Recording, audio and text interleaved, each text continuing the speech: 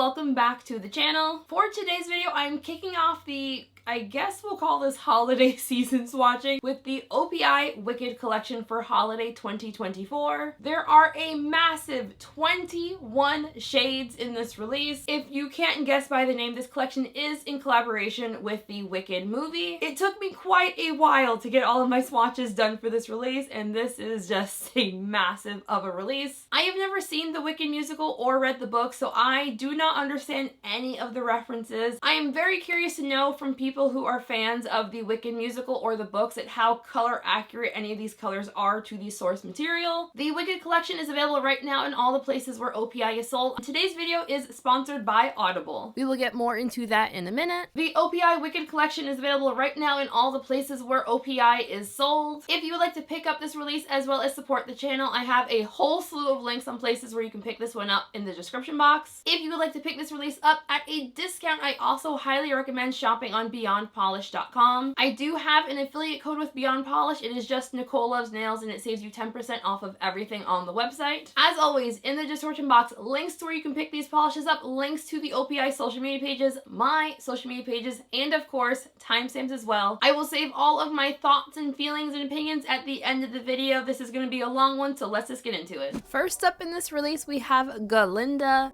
OPI describes this one as a light pink shimmer. Glinda had a fantastic formula. The base did not feel overly thick or thin, and I had zero application issues. This is a fairly sheer polish. I'm going to be swatching this one in 3 coats. I do think because this one is not able to get anywhere close to reaching full opacity, you could stop in 2 coats if you really wanted. There isn't really a huge jump in difference in 2 coats versus 3. You get a little bit more of that pinky base, but like it's not that noticeable, honestly. I was just very hopeful that the pink base would just kind of come out a little bit more if I opted to build it up in 3 coats. The particle size for the shimmer makes this one look like it's the teeniest of tiny of micro flakes. This is not really my personal cup of tea as far as nail polish goes, but I do think this is a very soft and dainty looking polish. Like, it's kind of cute. My full hand swatches show Glinda in 3 coats plus a glossy top coat. I think in Glinda will dry down textured. You will want top coat for a nice glossy finish. Removal will be very easy, a little bit messy from all the little shimmer particles, but not too bad at all. This next polish is called Glinda The Good, and OPI describes it as a hot pink nail shimmer. Glinda The Good also had a fantastic formula. This one starts off a little bit sheer and uneven on that first coat, so you will want to build it up to get more opacity as well as coverage going. Both for the live swatch and my full hand swatches show Glinda The Good in 2 coats plus glossy top coat. I had a little bit of nail line in my full hand swatch. I do think this is going to be a 2 to 3 coater depending on how you feel about visible nail line. I didn't personally find that my visible nail line in 2 coats was strong enough that I felt super inclined to do a 3rd coat. But if you want to cover up nail line, a 3rd coat will help with that. Glinda The Good has a very pearly kind of shimmer to it. I'd say it kind of skirts the line between being a shimmer or a metallic. There are some very slight brush strokes through the shimmer, but it wasn't so strong that it was bothering me personally. If you were unaware, my least favorite thing about pearlescent polishes is I hate seeing brush strokes, and I found for these brush strokes, I really had to look at my nail to see them. They weren't super obvious, thankfully. I absolutely love this shade of pink. It is definitely in the Pank family. I did notice in person that the shimmer seemed to have like a very slight kind of golden color shift. It wasn't super obvious. I found a really hard time getting it to show up on camera, but my eyes were seeing just like a hint of gold at very extreme angles. Removal for Glinda The Good is going to be very easy, and I did not personally experience any staining. I had really thought that Glinda The Good was going to be super similar to Blame the Mistletoe from last year's fall collection. Side by side, I'm not going to call them straight dupes. Glinda The Good is a little bit less opaque than Blame the Mistletoe. However, I will still say they are kind of very similar vibes, so you probably don't need both if you have one already. And now we have Nessa-ist Rose. OPI describes this one as a rosy red nail polish. Unsurprisingly, Nessa-ist Rose had a fantastic formula. If it's one thing OPI is going to do exceptionally well, it's going to be a red cream. This is going to be one of those red creams that has a very slight Crelly-like formula. Like you can see, I have a little bit of nail line showing. I did my full hand swatches for this one in 2 coats. I honestly didn't really see the point in trying to add a 3rd coat to cover up nail line because it was not enough to bother me personally. but I did have some visible nailing with this one. I know every single time I swatch a red, I'm always like, oh wow, I'm so surprised that I saw this, but you know what I'm gonna say? I was very surprised that I like this. What can I say? I'm very predictable when it comes to red creams. I didn't find that this to be a particularly warm toned red. It didn't feel very warm or cool to me, so I'm gonna call it like a neutral red if that's a thing. While I didn't experience any true staining with Nessa-ist Rose, I did find that the red pigments really wanted to color my skin. I ended up having to wash my hands to get the red pigment off. If your nails are particularly prone to staining, I would recommend doubling up on your base coat as well as using the soak-off method for removal. If you are a longtime viewer of the channel, you would know that I am a massive reader. Reading is probably my favorite hobby outside of collecting potentially way too much nail polish. I recently started listening to audiobooks a few months ago. Unfortunately, because I have to be an adult, I can't just sit around all day reading books. So what I like to do is I like to download the audiobook of whatever book I'm currently reading and listen to the audiobook while I have to do adult things. I have been really enjoying listening to audiobooks while I do my chores around the house, or even when I'm running errands. I listen to audiobooks now when I go in the car. And pro tip, if you are like me and suffer from social anxiety, get yourself a pair of headphones, put those bad boys on, turn on your audiobook whenever you leave your house. I really feel like it's a game changer for my just general social anxiety of leaving my home. There is just something about just walking through the Walmarts with my headphones on, listening to my book, and it's really, really great. If you're curious on what I am currently listening to, I'm currently listening to Demon's Bluff by Kim Harrison. This is book 18 in the Hollow series, which is one of my favorite series of all time. If you are at all into like urban fantasy featuring witches, vampires, werewolves, pixies, demons, or elves, this might just be the book for you. I know I am well known for liking a spicy romance novel. This is not that. This is just pure, just like witchy fun. But for my dark romance lovers, if you want a, oh my god, what am I listening to audiobook experience, I highly, highly, highly recommend Little Stranger by Leigh Rivers. I enjoyed the audiobook version of that book so much that I didn't even really read it too much on my Kindle. Like, I was just totally glued in on the audiobook. It was amazing, but definitely make sure to check out the trigger warning. Do not skip the trigger warning on that one. If you would like to try Audible for free on me, feel free to use my affiliate link, which is written here on the screen right now, or you can click the link in the description box. Thank you very much to Audible for sponsoring today's video, and also this is my first non-nail polish sponsor for the channel, and I'm pretty dang excited about it. Hey, editing Nicole here. Because I don't like passing up the opportunity to recommend books to people, I'll have more books listed in the description box that'll be free to listen to on your free trial as well. And Audible isn't paying me to say how much I love the service. Like, I bought the service before I got the sponsorship, and I've just been really, really enjoying it. So I'm just really excited to share with you all a service that like I love. And yeah, so thank you again, Audible, for sponsoring today's video. Back to the video. This next polish is called Love You So Munchkin, and OPI describes it as a yellow and gold nail shimmer. Love You So Munchkin had a pretty good formula. My bottle was a little bit thicker than I personally wanted, so I did add a little bit of thinner to mine. I absolutely love the name of this polish. I think it's so dang cute. However, this is not gold. Wrong. Wrong.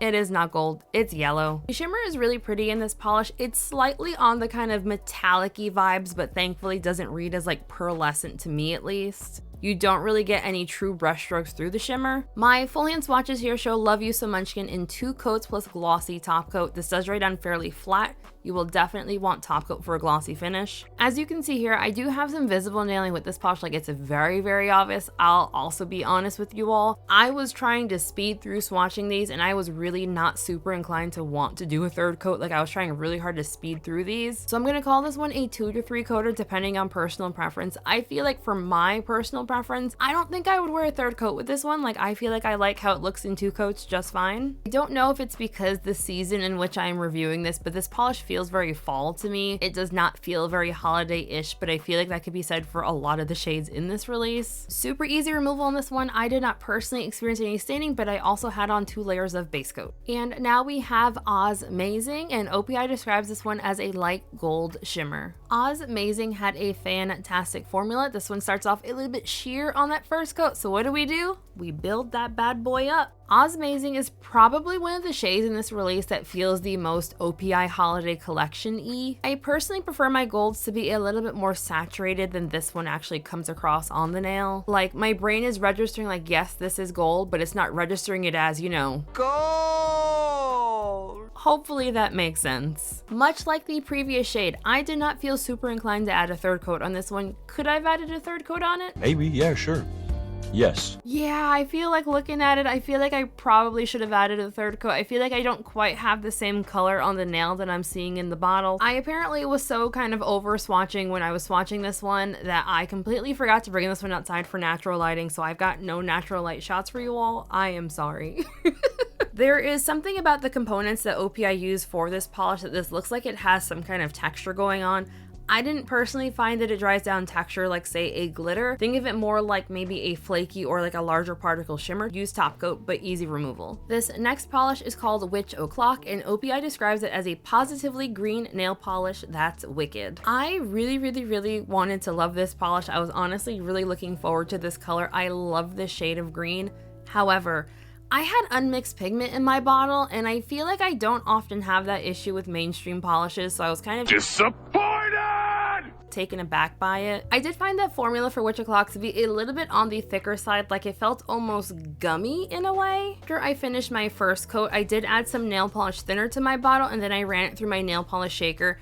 I didn't notice any pigment streaks on my second coat. In the live swatch, I saw a little bit of streaking, but nothing too bad. I still really like the color of this polish, but I feel like the formula wasn't like my favorite thing ever. In terms of would I wear this again for personal wear, I can definitely see myself wearing it again, so I do think the formula issues weren't bad enough to get me to say I'm never wearing this again. My full hand swatches show Witch O'Clock in 2 coats plus a glossy top coat. Super easy removal. I did not personally experience staining, but make sure to wear base coat. Next up is Ozitively Elphaba. OPI describes this one as a green nail polish with a gold pearlescence. Ozitively Elphaba had a fantastic formula. You can see here on the first coat, the base looks almost kind of teal or bluish leaning for some reason. Ozitively Elphaba had really good coverage on the first coat. It wasn't quite a one coater, but it was really close. I think if you go in for a slightly thicker first coat or you have short nails, this could be a one coater on you. I do want to note, I think this has a little bit of a top coat bleeding issue. I just popped up in the corner a little screenshot of when the live swatch versus my full hand swatches. I feel like these look like 2 different polishes for some reason, but I think it's because I have top coat in my full hand swatch and I didn't top coat in my live swatch. I didn't catch that when I was doing my full hand swatches, so I'm just guessing just based on the discrepancy between the full hand swatch versus the live swatch. Honestly, pretty disappointed by this one because I really wish the gold shimmer came out stronger like it does in the bottle. This is going to be one of those pearly metallic shades where you can definitely see brush strokes on the nail, and I would definitely recommend base coat because this is a fairly pigmented shade but super easy removal. As I was putting these polishes away, I realized that Ozitively Elphaba looks really similar in the bottle to OPI's Deck to the Pines, came out like 2 or 3 years ago.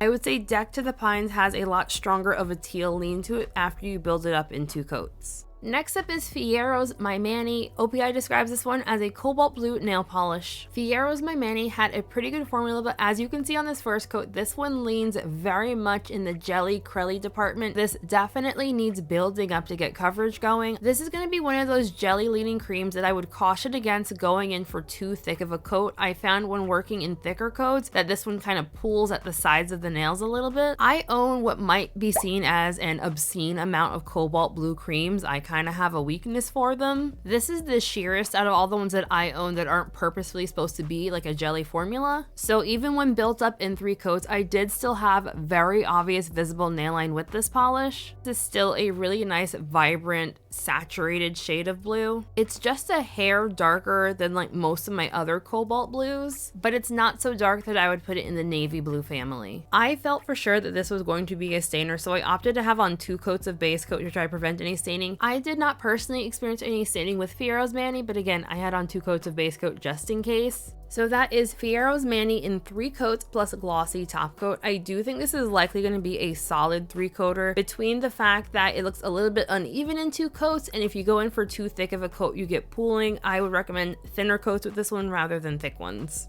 And now we have I'm the Wonderfullest, and it's described as being a blue nail polish that's wonderful of multicolored shimmer. I'm the Wonderfullest had a fantastic formula. This is another fairly sheer polish that does need to be built up to get more coverage going. I'm the Wonderfullest is kind of an interesting polish in my opinion. I feel like under like a macro lens that I use for my photography and my videos, seeing all of the itty bitty little rainbowy like shimmer in here is really, really pretty. But I think this one looks a little bit better on camera than it does in person. I'm not trying to say at all that this is a bad polish because I don't think it is. I just think it just looks better under a macro lens than it does with my actual eyeballs. Not for me, mate. I honestly feel like I'm the Wonderfullest is a little bit reminiscent of some of the shimmer shades in the summer collection from OPI. While coverage is pretty decent with this one, I do think if you want to get close to the shade of blue that you see in the bottle, this is likely going to be a solid 3-coater. And because this one is a fairly sheer polish, I did still have some visible nail line with it after 3 coats. Nothing in here is going to dry down textured. Removal will be very easy but slightly messy due to the shimmer.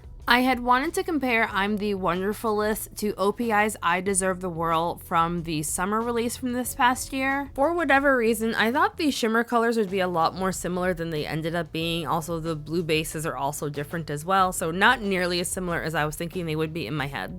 And now we have Let's Rejoicify, which OPI describes as a purple nail polish with a red and gold shimmer. Let's Rejoicify had a fantastic formula. The base did not feel overly thick or thin, and once again, 0 application issues.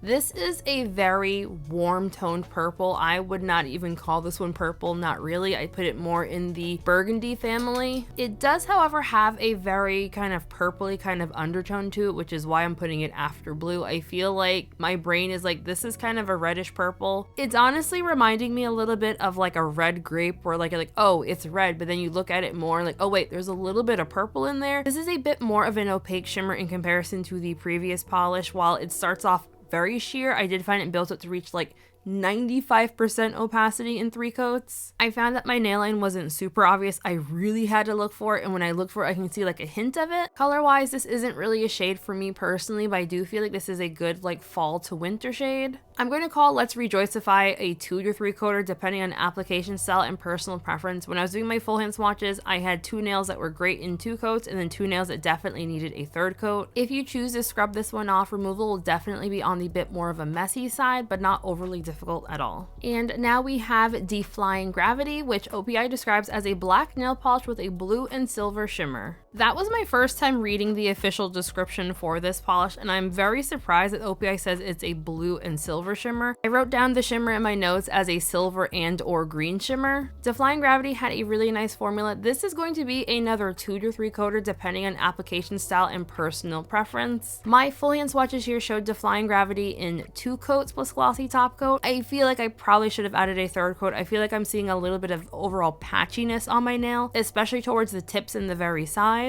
I do think because the base is overall so dark that it's not that noticeable, and I think that's why I kind of missed it when I was doing my full hand swatches. My understanding on Wicked is that it's not the stereotypical witchy that we think of when we think of like witches and whatnot, but I feel like this particular shade does give me very witchy vibes, which is kind of interesting. So that is Deflying Gravity in 2 coats plus a glossy top coat. Once again, super easy removal, but it will be fairly messy if you opt to scrub this one off, and I had no issues with staining. For some reason, I thought this was going to be really similar to Holo Taco's Silent Library. It's not. Silent Library is more of like a blackened blue base, and Deflying Gravity has more of like a greenish look to it. And now we have Oh For Oz's Sake, which OPI describes as a white nail polish with a pink to green pearlescent. Oh For Oz's Sake had a pretty good formula. This was slightly on the thicker side, but not so thick that I had to add any thinner to it. This applies a little bit streakily and a little bit unevenly. You're going to want to be very careful with your brush strokes because you do get some brush strokes through the shimmer. I'm going to call this one a 2 to 3 coater depending on application style as well as your personal preference. For my full hand swatches, I did use 2 coats. I did have a little bit of nail line, and I also do have a little ding on the upper right hand corner. I think I must have dug the brush into my nail a little bit too hard maybe. While the official description for this polish says the shimmer is colored pink and green, I did not see a single droplet of green in this one. To my eye, this looks like it has a teal blue to purple color shift. The predominant color on the nail I found was the teal to blue. Again, I'm not really a huge fan of pearlescent shades, so I don't have a ton of positive things to say about this one, but I will say the color shiftiness was pretty appealing, and it kind of got me to forget how much I dislike white pearlescent shades. Hi, Editing Nicole here. I just wanted to pop in and give some information on the following shades. The following 9 shades are all exclusive to OPI's Infinite Shine line. If you are new to the brand, OPI's Infinite Shine line is their line of gel-like nail polishes. They describe these polishes as being longer lasting than the regular nail polish line. These are air dry polishes just like the regular line. These are not true gel polishes in the sense where you need a lamp to cure them. They air dry like regular nail polish does. These Infinite Shine shades are exclusive to the Infinite Shine line. They will not be available in the regular line or in the real gel polish line for the collection. As far as OPI's claims on these polishes being longer lasting than regular nail polish, in my polishing experience, I have not found that to be the case, but I know for some people these do last longer on them. I do find for my nails at least, they do perform and apply just like regular nail polish, so I treat them the same as I treat all nail polishes. And first up from the Infinite Shine line, we have the GA is Silent. OPI describes this one as a long-lasting pink polish with a blue to pink shimmer. The GA is Silent had a pretty good formula. The base was a little bit on the thicker side, but not so thick that I need to add any thinner to it. While OPI does describe this one as having like multicolored shimmer in it, I could barely see the color. I could see that there was definitely shimmer in the polish, but what color that shimmer was, completely up in the air. Because this is such a pale shade of pink, I did find the overall base on it to be fairly streaky. I needed 3 coats just to even all of the unevenness out. I will still call this one a 2 to 3 coater depending on application style and personal preference. I know there are some people out there who are really good at applying these really pale pinks to not look super streaky. I unfortunately not one of those people. As much as I float my coats on, it still comes out very uneven. That being said, I did have a couple of dark spots across my nails, but overall I would say this one was pretty nice coverage. The shimmer will not dry down textured at all. It won't be difficult to remove. I still would recommend glossy top coat to just seal everything in and give you a nice glossy finish. Next up is Ever-Effervescent, which OPI describes as a bubbly pink cream. I really love this shade of pink. It is bright, it is fun. It isn't quite a neon pink, but I would still put it in the pink category. A really bright and fun shade. I find it very fascinating how some years the mainstream brands have like a really bright and fun pink in their winter collections that doesn't seem very wintry, but I think we have all already gathered that this is not a very typical winter release from OPI. While overall this did apply very nicely, self-leveling was fantastic, I do still think this is going to be a 2 to 3 coater depending on application style and personal preference. If you look towards the tips of my nails, I do have a little bit of dark spots. I did a slightly thicker second coat trying to get this one to be perfectly opaque in 2 coats, and I feel like I probably should have gone for that 3rd coat rather than going for a slightly thicker second coat. If I was wearing this for personal wear, I don't think the dark spots at the tips of my nails would be enough to get me to do a 3rd coat, which is why I'm still going with 2 to 3 coater. And because this is a cream formula, it will of course remove super easily, and I did not personally experience any staining.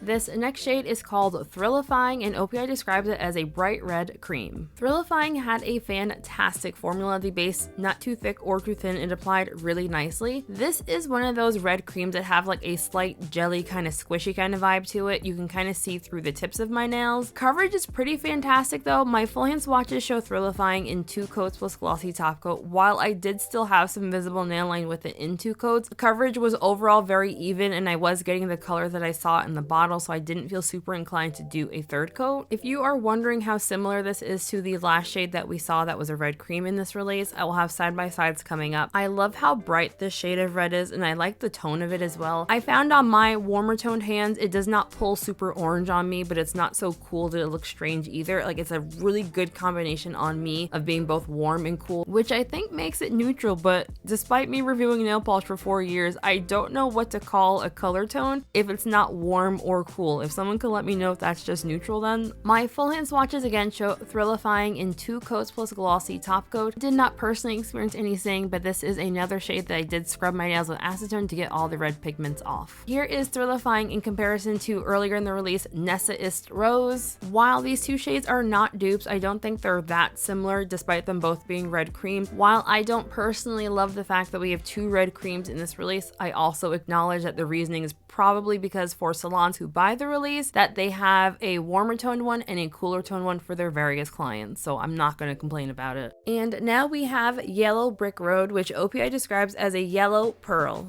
Unsurprisingly, Yellow Brick Road is a bit streaky on that first coat, between having streaks through the shimmer that gives it the pearl effect, and then of course streaks because this is in fact a yellow polish.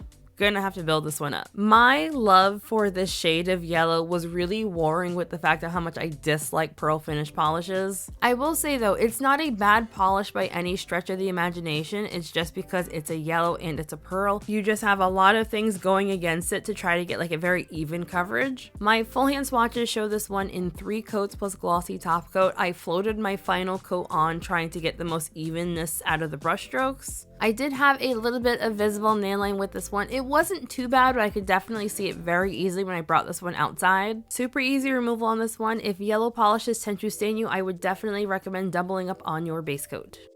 This next shade is called Ozmopolitan, and OPI describes it as a dark green and bronze pearl. Ozmopolitan had a fantastic formula. It starts off a little bit uneven and kind of streaky on that first coat, but it builds up to reach opacity for me in 2 coats. I'm trying to decide if I think this one is a duochrome or a multi-chrome. On the nail, you're definitely getting some color shifty goodness. I was seeing a strong green to like a reddish bronze color. I apparently was so excited to see this one out in natural lighting that I completely forgot to get like video footage of it in my studio lighting, so we're just gonna see how this looks in my front yard. I'm always really hesitant on calling things unique because I think very few nail polishes actually truly are unique, but I do think to what I know of my OPI collection, I don't have a ton of shades like this. I was really pleasantly surprised at how good of coverage I got with this polish in 2 coats. I honestly expected it to be a solid 3-coater because it is so color shifty. So that is Ozmopolitan in 2 coats plus a glossy top coat. Once again, super easy removal. I had no issues with staining. And now we have OPI'm Phosphorescent, which OPI describes as a bewitching glow-in-the-dark green shade. I would have to say OPI'm Phosphorescent is probably the most surprising polish in this entire release for me. Given I am not an OPI historian, I don't know of any other OPI shades that are also glow-in-the-dark. I don't know if they've ever done that before. OPI'm Phosphorescent had a fantastic formula. My only real complaint about this polish is that I wish it was just a tiny bit more opaque. Like, I feel like it does not look great built up in 3 coats. I'll also have some footage coming up of showing this one as a topper because I was really curious to see if this could be used as a topper. This is probably the best glow-in-the-dark mainstream polish that I've ever personally tried. I feel like all of the mainstream and drugstore brands of glow-in-the-dark that I have tried have been rather disappointing. My full hand swatch here shows the polish built up in 3 coats with glossy top coat on all of my nails except for my ring finger. That is in 1 coat over a white cream. If you follow me on my second channel, you would know that I spent 2 hours locked in a closet recently. This was the polish that caused me to get locked in the closet, so this is the best glow-in-the-dark shot that I got because I got locked in the closet a few minutes after this. And here is OPI'm Phosphorescent in 1 coat over a whole rainbow of colors. I wanted to show you all what it looked like in natural lighting. This does work really well as a topper. You get a little bit of green tinge, especially over lighter colors, but surprisingly, it glows really well in 1 coat over other colors. Because this is a glow-in-the-dark shade, this does dry down with some very slight texture. It doesn't feel gritty at all. The best way I could describe it is slightly rubbery. 1 coat of top coat will smooth everything out and give you a nice glossy finish. Removal will also be super easy as well. And I just want to say again how impressed I am by how well this polish glows. It really holds the glow-in-the-dark charge really well, and I did find also that it charges up really nicely in a variety of light sources. I was able to charge up the glow-in-the-dark finish in a variety of light sources. I feel like it takes a lot to impress me with a glow-in-the-dark polish because it's not a finish that I particularly care strongly about. So the fact that this was, you know, $6 and charged so well, very impressive. And now we have Head Shizstress, which OPI describes as a purple nail polish with a gold shimmer. Head Shizstress, Head Shizstress. I don't know why this name is so hard to say, but I'm keeping all of that in. This is a really beautiful polish, but I did have a little bit of difficulty when I was doing my full hand swatches. I am not sure if I wasn't waiting enough time in between coats, but I did notice for this one, you have to be very careful when applying your second and potentially your third coats. I did have an issue where my brush kept picking up the previous layer. To be fair, it could very well be that I was not in fact waiting enough time between coats, because spoiler alert, if you were unaware, when I'm doing my full hand swatches, like the shots you're seeing here, my nails are still wet. I did not wait for them to dry to get my full hand swatches done. Surprise, surprise. So the only reason why I did 3 coats for this polish is because my second coat was picking up my first coat layers. So I'll call this one a 2 to 3 coater depending on application style. Also, I'm pretty sure that I forgot to list this one as one of my favorites from the release at the end of the video. So I just want to say now, like, this was also one of my favorites. I really like the gold. And now we have It's the Shiz, which OPI describes as a gray with a silver pearlescence. I feel like a better way to describe this probably would be like a gunmetal. It's the Shiz has a slightly cringy name, but really good formula. Not quite a 1 coater, but still pretty dang opaque on that first coat. I don't know if it's the color of the polish that's making me want to call this a metallic rather than a pearlescent, but like I'll say it skirts the line between being a pearlescent and a metallic shade. Because this is a metallic-y pearl finish, you do get quite a lot of brush strokes with this one. They're super obvious. If that kind of thing bothers you, you're either going to want to go in for really straight, even coats on your final coat, or just skip the shade entirely because there is no escaping the brush strokes. Despite me strongly disliking seeing brush strokes in my final polish, I will say I do like this color quite a bit. A full hand swatches show It's the Shiz in 2 coats plus glossy top coat. I do not see too many people needing more than 2 coats for this one.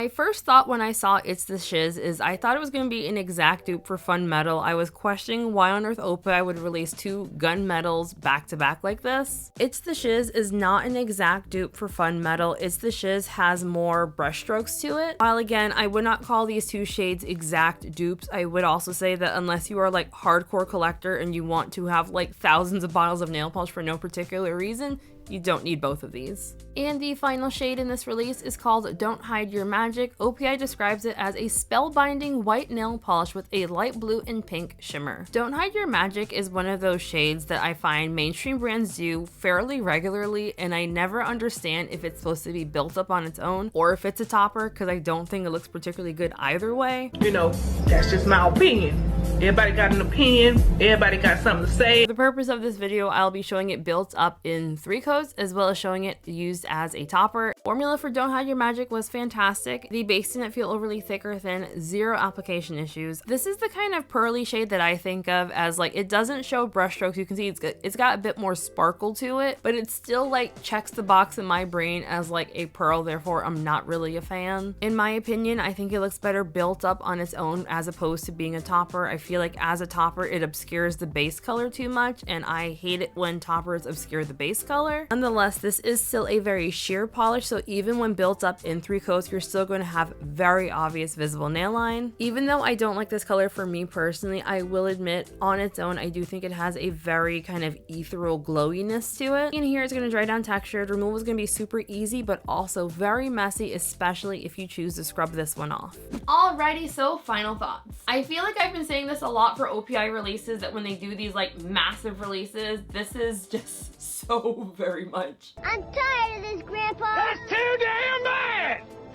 You keep digging! I do wish this was just like a teeny bit smaller. I feel like 21 polishes is just absolutely absurd for a nail polish release, but I also understand that OPI is, you know, selling to salons and like all that kind of stuff, so like, you know, it's fine, whatever. As far as the color story of this release, I feel like this is the least holiday-ish release OPI has done since I've at least been reviewing them. I'm not getting any holiday vibes out of this one. I'm honestly a little disappointed that I didn't get like a nice gold. Kind of similar to how the OPI My Me era collection was, like it felt like kind of like basic colors to the collection. I didn't find any of the formulas bad in themselves, so I do still think this was a fantastic release. It's really great. I just also feel like it just feels very basic somehow. But again, I've never seen Wicked. I've never read the book, so I don't know anything about it other than it's like some kind of prequel to The Wizard of Oz? Question mark. I think what might potentially be my standout from this release is going to be OPI'm Phosphorescent, given I am not like the OPI archivalist. Yeah, I think that's it. So I don't have like every single OPI release like remembered in my head, but I don't recall OPI ever coming out with a glow-in-the-dark polish, so I thought that was really cool. I have swatched a lot of glow-in-the-dark polishes over the years, and I gotta say, I'm genuinely shocked that a mainstream brand had such a good glow-in-the-dark polish with this one. Fiyero's My Manny is the polish in this release that like I was like really excited for. I love this shade of blue. I own a lot of shades of blue similar to this one, and I don't know why, but I always love them every single single time. It's really hard for me to dislike this shade of blue in particular. Do I wish this wasn't so sheer? Yes. Do I wish it wasn't a 3-coater? Yes. But I still love this shade of blue. So Fiyero's My Manny is making it onto the top lists from this release for me because like I am a sucker. I am very, very predictable. I love this shade of blue. Nothing can get me to not like this shade of blue. Sorry! Ozmopolitan is going to be next up on the top picks list. I really like the color shiftiness of this one. It is like slightly indie leaning, just in the color shiftiness category. While mainstreams for sure have released lots of color shifty polishes, like how OPI has unicorn pea polishes, but I just feel like it's just not what we usually think of when we think mainstream polish, so like I will always give a shout out to the color shifty goodness. I would love to know what everyone else thought of this release. Are you planning on picking it? Have you already picked it up? What are all your thoughts and feelings on it? Look at that, Stormy has joined us for the outro. Thank you, Stormy. Before we end today's video, I want to give a very special shout out to all of my channel members, Shenanigans, Stormy fans, names of course all on the screen right now. If you would like to sign up for my channel memberships, there is a link in the description box, or you can click join next to the subscribe button. There are a bunch of fun perks that happen when you sign up for channel memberships, so you know, don't feel pressured. I do also again want to thank the sponsor for today's video, Audible. Thank you so much again for sponsoring today's video and being my first non-nail polish sponsor. If you would like to sign up for Audible using my link, you get a whole month of Audible for free. So just thank you all for joining me for today's video. Hope you enjoyed it. Have a wonderful week, and I'll see you in the next one. Bye!